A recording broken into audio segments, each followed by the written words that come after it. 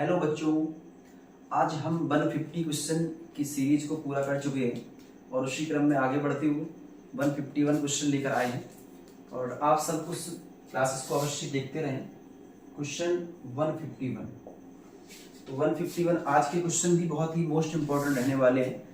Board exam के दृष्टिकोण को देखते हुए कई सिलेक्टेड क्वेश्चंस मैं कराने वाला हूँ। 151 में लिखा कि निम्न में से कौन सा दशमलव प्रसार शांत है। इसमें पहला ऑप्शन दिए हुए हैं, तो एक है 19/70 option number A. Option number B लिखा है 19/80 और ऑप्शन सी लिखा हुआ है 32 और y91 और लास्ट लिखा है इनमें से कोई नहीं। देखिए, हम केवल हर को गौर करेंगे। अगर हर के फैक्टर 2 और 5 में हो जाते हैं तो वह दशमलव प्रसार शांत हो जाएगा। चलिए देखते हैं। जैसे कि 70 का फैक्टर करेंगे तो 7 भी आएगा, 7 इंटू 2 इंटू 5, 7 भी आ गया। जबकि मैंने बताया गया कि हर 2 और 5 की पावर के रूप में होना चाहिए। यहाँ तो 7 है तो ये दशमलव प्रसार शांत नहीं होगा।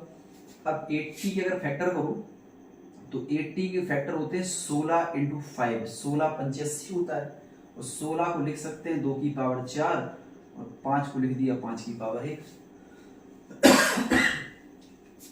तो हम यहाँ क्या देख पा रहे हैं कि ये 2 की पावर बढ़ गया और ये 5 की पावर बढ़ चुका है। तो इसका मतलब ये हुआ कि ये शांत दशमलव प्रसार का रूप होगा। अब एक मिल गया तो बस ये हमारा सही आंसर हो चुका है, इसको चेक ही नहीं करना। और अगर चलो चेक करोगे भी तो 91 के फैक्टर होंगे 13 इंटू 7, क्योंकि 13 7 या 91 होता है। तो सीधी सी बात ये है कि अगर हर 2 की पावर m और 5 की पावर n के रूप में है तो वह दशमलव प्रसार शांत होता है। हमें डिवाइड करने की कोई आवश्यकता नहीं है, विदाउट डिवाइड के हम बता पाएंगे। ठीक है, इसमें कौन सा ऑप्शन राइट हो गया? ऑप्शन नंबर बी इसका करेक्ट आंसर है। चलिए आगे देखते हैं नेक्स्ट क्वेश्चन नंबर। अगला क्वेश्चन है 52 में एक द्विघात बहुपद दिया हुआ है। क्या लिखा है? कह रहे हैं कि x² प्लस 2x और प्लस 1 और बोला गया है कि इसमें 1/अल्फा और 1/बीटा का वैल्यू कितना होगा। चलो देखते हैं। देखिए, सबसे पहले हम यहाँ पर मूलों का योग और मूलों का गुणनफल निकाल लेते हैं। ठीक है, क्यों निकाल लेते हैं? क्योंकि अगर हमें 1/अल्फा प्लस 1/बीटा की आवश्यकता है तो अगर हम एलसीएम करते हैं, एलसीएम लिया अल्फा बीटा तो बीटा यहाँ पहुंचेगा और अल्फा यहाँ पहुंचेगा। तो ये मूलों का योग हो गया, ये मूलों का गुणनफल हो गया। तो हमें इन दोनों के मान की आवश्यकता है, इन दोनों के मान को हम यहाँ से निकाल देते हैं। देखो, a का वैल्यू x² का गुणांक तो 1 होगा, v का वैल्यू x का गुणांक तो 2 होगा और c का वैल्यू 1 होगा। तो इस प्रकार से मूलों का योग कितना होगा? माइनस का b/a और b का मान 2, a का मान 1। ठीक है ना। फिर अल्फा इंटू बीटा ये होता है c/a, मूलों का गुणनफल, तो c का मान 1 और a का मान भी 1। बस इन मानों को रखना है यहाँ पर। तो बीटा प्लस अल्फा का वैल्यू केवल हम -2 कह सकते हैं, क्योंकि अपॉन 1 की आवश्यकता नहीं लिखनी है यहाँ पे। और अल्फा इंटू बीटा केवल 1 है, तो इसको सीधा सीधा -2 बोला जा सकता है। और -2 ये कौन सा ऑप्शन नंबर हुआ? -2 ये बेटा ऑप्शन नंबर सी को इंडिकेट कर रहा है, ऑप्शन नंबर सी हुआ। अब इसी क्रम में 153 क्वेश्चन देखते हैं। 153 में लिखा है कि x+2 किसी बहुपद, एक बहुपद दिया यहाँ पे, उस बहुपद का नाम मैंने लिखा px और बहुपद है ax² प्लस ax और प्लस का 2b। इसका एक गुणनखंड x+2 है। जब x+2 इसका गुणनखंड है तो सीधी सी बात है कि x+2 के बराबर 0 कर लो और जो भी यहाँ पे x का वैल्यू निकलेगा वो इसको वेरीफाई करेगा, इसको संतुष्ट करता है, उसी का तो मान ही। तो मैं इस x के वैल्यू को यहाँ पुट अप कर रहा हूँ। x का मान -2 है तो -2 का स्क्वायर प्लस a लिखा है, x के मान को -2 लिखो, प्लस में 2b लिखो और सामने 0 रहेगा क्यों इसका फैक्टर। तो 2 का वर्ग हो गया 4, मल्टीप्लाई करो 2a और आगे लिखा है 2b और इक्वल में 0। इस केवल 4 को हम वहां भेज रहे हैं तो 2a प्लस का 2b इक्वल -4। ओके, अच्छा इसमें एक समीकरण और भी दिया हुआ है, लेकिन सबसे पहले यहाँ पर दो कॉमन कर लें, तो -a प्लस का b बचेगा और सामने दिया है 4, तो ये 2 से 4 कट हो जाएगा 2 बार, तो इक्वेशन बन गया -a प्लस b बराबर में 2। ओके, इसके बाद का देखते हैं।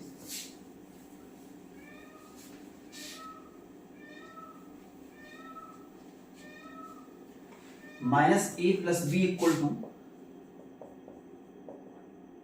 इसको समीकरण नंबर फर्स्ट बोल दिया और एक इक्वेशन बुक में दिया है, बोला गया है a plus b equal to 4।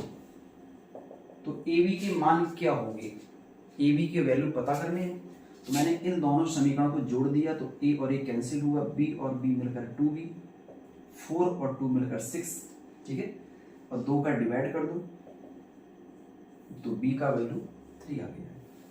अब इस b के मान को चाहे फर्स्ट में चाहे सेकंड में कहीं भी रख दो, तुरंत हमें a मिल जाएगा। तो मैंने b के मान को समीकरण 2 में रखा, समीकरण 2 ये लिखा है, a प्लस b के मान को 3 रख दो बराबर में 4, और अब ये 3 कर दो पक्षांतर तो 1 बचेगा, तो a का मान 1 और b का मान 3। ऐसा किस ऑप्शन में है, a का मान 1 b का मान 3, ऑप्शन नंबर ए। इसमें ऑप्शन नंबर ए इसका राइट आंसर है। ओके, ऑप्शन ए इसका राइट आंसर हुआ। अब इसी क्रम में आगे देखो 154 क्वेश्चन नंबर 154 में बोला गया है कि यदि कोई रेखा युग, कोई रेखा युग में, रेखा युग मतलब दो रेखाओं के जोड़े हैं, कोई रेखा युग असंगत है, तब रेखाओं के आलेख कैसे होंगे। देखिए रेखाओं के आलेख क्या, देखो अगर दो रेखाएं आपस में समांतर है, ऐसी हैं जो आपस में कभी नहीं मिल रही हैं, जिनका कोई हल नहीं है, इसको ऐसा बोल सकते हैं। तो जब समीकरण का कोई हल नहीं है तो वो रेखाएं असंगत होती हैं, ठीक है। अगर रेखाओं के हल है, वो हल चाहे एक हो चाहे अनेक हो, जैसे कि ये रेखाएं प्रतिच्छेदी हैं, तो इन रेखाओं का एक हल होगा, क्योंकि ये दोनों रेखाएं किसी एक बिंदु पर इंटरसेक्ट कर रही हैं, तो इसको तो हम संगत कहेंगे, क्योंकि इसका हल मिल तो गया कम से कम कोई। और अगर रेखाएं संपाती हो, इट्स मीन दोनों रेखाएं एक ही हैं, संपाती है, तो ये भी रेखा संगत होती है, इनका कोई हल है। लेकिन असंगत में उनका कोई हल नहीं है, और ऐसी रेखाएं समांतर रेखाएं होती हैं। तो समांतर रेखाओं के लिए इसमें ऑप्शन नंबर ए है, क्वेश्चन 154, इसका ऑप्शन नंबर ए हो गया। ओके, अब 155 को देख लेते हैं।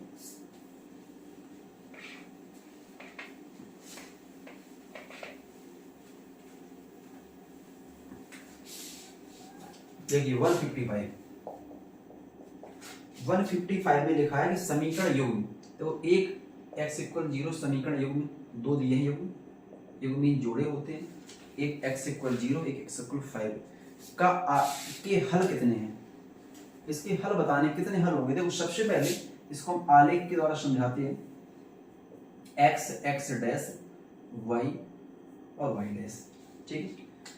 x इक्वल 5 कहां पर होगा, इस लाइन में कहीं होगा, है ना, पॉजिटिव साइड होगा, तो मैंने यहाँ कहीं मान लिया। तो x इक्वल 5 के लिए ये रेखा बन गई है, ये लाइन x इक्वल 5 की लाइन है, इतना बात क्लियर है।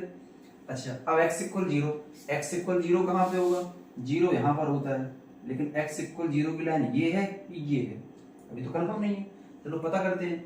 देखो अगर x अक्ष पे होगा तो x अक्ष पे तो y का मान 0 होता है, x अक्ष है, अगर ये इस लाइन में होगा तो x अक्ष पे तो y 0 होता है, तो ये तो x 0 है, इस लाइन में तो कभी नहीं होगा।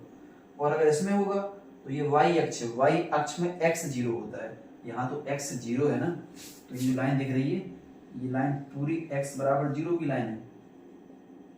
ओके, तो पूछा गया इन दोनों रेखाओं कितने हल हैं, तो हमें दिख पा रहा है कि दोनों रेखाएं तो आपस में समांतर है, और अगर दोनों रेखाएं समांतर हैं तो समांतर रेखाओं के कोई भी हल नहीं होते हैं, तो इसका कोई भी हल नहीं है, एक भी इसके हल नहीं। ओके, समझ में आ रही है बात, इसका कोई हल नहीं होगा, तो ऑप्शन नंबर इसका बी है, कोई हल नहीं है, ऑप्शन नंबर बी, इसका कोई हल नहीं है।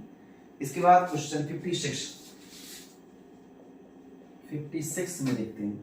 56 में केवल एक रेखा दी है 2x प्लस 3y और इक्वल टू 5 का आलेख, इसका आलेख बोला गया कैसा होगा। ये रेखा इस टाइप की है, ax प्लस by प्लस का c बराबर 0, और ये जो रेखा होती है इसका आलेख कैसा होता है, एक रेखा के रूप में होता है। अगर हम इसकी इमेज बनाएंगे कहीं से भी बनेगी बट एक लाइन जाएगी सीधी। इसमें ऑप्शन में क्या बोल रहे हैं, एक सरल रेखा होगी या एक स्तंभ रेखा होगी या क्षैतिज रेखा होगी। तो इसका आलेख एक सरल रेखा होगी। क्षैतिज कब होगी, जब वो कहीं यहां से जाएगी, कहीं यहां से जाएगी नहीं। स्तंभ रेखा कब होगी, जब कहीं इस प्रकार से जाएगी, ऐसे भी जा पाएगी। ये रेखा एक सरल रेखा होगी, एक सीधी रेखा होगी। ठीक है, ओके। चूंकि ये x upon a y upon b के रूप की ये रेखा ऐसी जाएगी और इस रेखा को हम क्या कहते हैं, एक सरल रेखा। इसमें ऑप्शन नंबर ए इसका करेक्ट आंसर है। सीधी सी बात है कि जो रेखा इस टाइप की बन जाए, उसमें x का गुणांक भी हो, y का गुणांक भी हो, अचर पद भी हो, या अचर पद का होना आवश्यक नहीं, इन दोनों की गुणांक हो, तो वो रेखा एक सरल रेखा कहलाती है। ओके, ये क्वेश्चन नंबर 156 है। इसके आगे बढ़ते हुए नेक्स्ट क्वेश्चन नंबर 157 में लिखा है कि x स्क्वायर माइनस 1/9 बराबर 0। कह रहा है कि x का मान क्या होगा। ये तो बहुत ही आसान क्वेश्चन दिया गया है।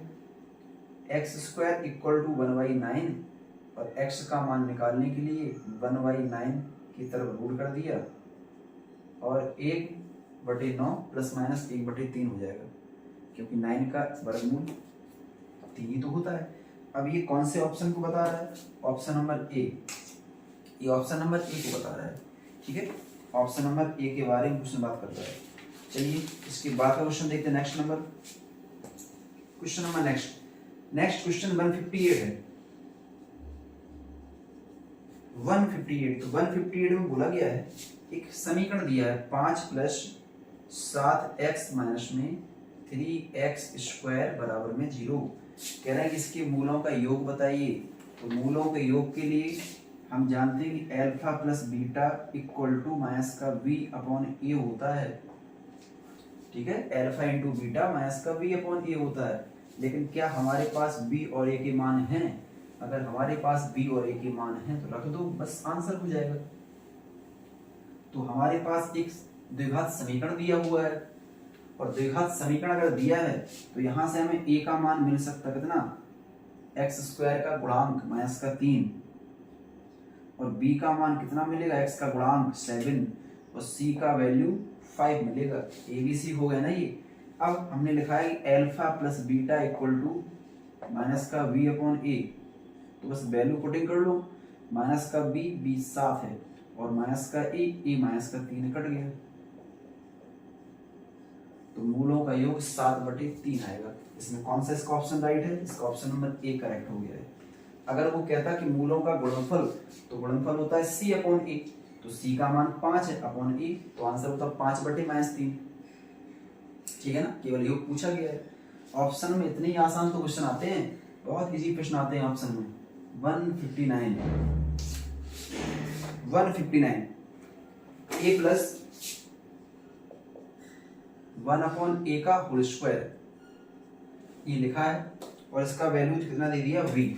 इसका मान v दे दिया है और पूछ दिया गया कि a square plus 1/a square बराबर कितना होगा, इसका मान पूछा गया। ठीक है, चलिए देखते हैं कैसा होगा। तो मैंने a प्लस b का वर्ग तोड़ना शुरू किया, तो क्या होता है a square plus v square plus 2 into a और इंटू में 1/a। ओके, और सामने तो v का v रहने दो, तो v ही लिखा है। अब क्या देख पा रहे हैं कि गुणांक और भाग a और ऊपर नीचे आंसर में a कट गया है, बचा क्या है a square plus v square माने 1/a स्क्वायर प्लस 2 बन जाए 2 और इक्वल टू v। चूंकि हमें इसका मान पता करना है, ओके, तो मैं 2 को वहां भेज देता हूँ। a square plus 1/a square equal में b-2। जो मान पूछा था उसका वैल्यू b-2 है, तो ऑप्शन इसका डी है। इसका option number D correct answer हो गया। ओके, ऑप्शन डी इसका करेक्ट आंसर हो गया है। ठीक है, आगे देखते हैं। एक समांतर श्रेणी के 3 क्रमागत पद दिए हैं, प्रथम 3 क्रमागत पद। तो बोला गया है कि इसमें जो मिसिंग लेटर x उसका मान क्या होगा। ये भी अच्छा प्रश्न दिया है, उसमें मिसिंग लेटर ए का वैल्यू बताना है। क्वेश्चन नंबर 160, चलो देखते हैं। कह रहा है कि 3 क्रमागत पद, पहला पद है 3x माइनस 1, दूसरा है 3x प्लस 5 और तीसरा है 5x प्लस 1। ये 3 क्रमागत पद दिए हुए, तो x का मान कितना होगा? देखिए ये a है, ये b है और ये c है, ये AP में दिए हुए हैं। तो AP में अगर दिए तो कंडीशन होती है 2b बराबर a प्लस c। ठीक है, तो v का रख दो वैल्यू, कितना v का मान है? 3x प्लस में 5 इक्वल a का मान रख लो, a हमारे पास है 3x माइनस 1 और प्लस c का मान रख लो, ये है 5x प्लस 1। बस इनको हल कर लो, 2 3 या 6x प्लस 2 5 या 10 इक्वल ये 3x और 5x मिलकर 8x हो गया, 1 से 1 कैंसिल हो गया। इतना ठीक है ना?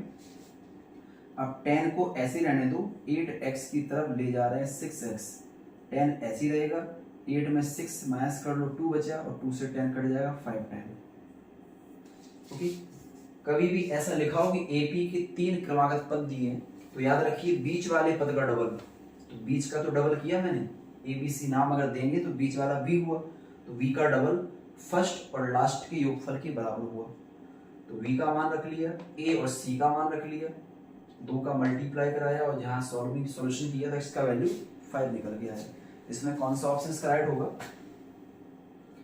ऑप्शन नंबर 5 160 का, इसका x का मान 5 है तो 5 ऑप्शन नंबर V है, तो इसका V ऑप्शन करेक्ट हुआ। ओके, V इसका करेक्ट आंसर हुआ। ठीक है ना? 160 क्वेश्चन कंप्लीट हो चुके हैं। मैं डेली लगभग 10 या समथिंग 15 क्वेश्चन की क्लास लेता हूँ, आप उनको अच्छे से पढ़ते रहिए। ओके, और जो भी प्रॉब्लम्स हो अवश्य कमेंट करें, लाइक करें, शेयर करें, ताकि और बच्चे भी इसको देख सकें। Okay, thank you.